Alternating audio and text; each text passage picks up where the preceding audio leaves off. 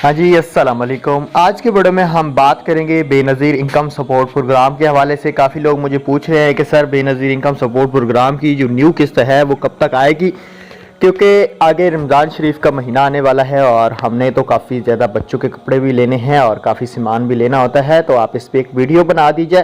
तो चले आज के वीडियो को शुरू करने जा रहे हैं। उससे पहले अगर आप हमारे चैनल पर हैं नए तो सब्सक्राइब कर दीजिएगा, साथ में बेल आइकन को ज़रूर प्रेस कर दीजिएगा ताकि आपको बर वक्त वीडियो यूट्यूब पे हमारी देखने को मिलती रहे।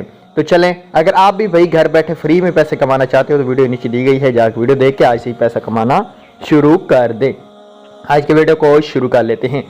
बेनज़ीर इनकम सपोर्ट प्रोग्राम की जो न्यू किस्त है वो इंशाल्लाह 15 फरवरी के बाद जारी की जाएगी। जी हाँ, बेनज़ीर इनकम सपोर्ट प्रोग्राम की जो किस्त है वो 15 फरवरी के बाद ही शुरू की जाएगी, उससे पहले शुरू नहीं की गई, क्योंकि इसकी वजह यह है कि पहले ही गवर्नमेंट आपको एक किस्त अदा कर चुकी है जिसके अभी तक आपको 3 मंथ पूरे नहीं हुए। तो कुछ सेंटर पे अभी भी किस्त चल रही है लेकिन वो पुरानी है, न्यू किस्त अभी तक नहीं आई फेस 1-2 वालों की।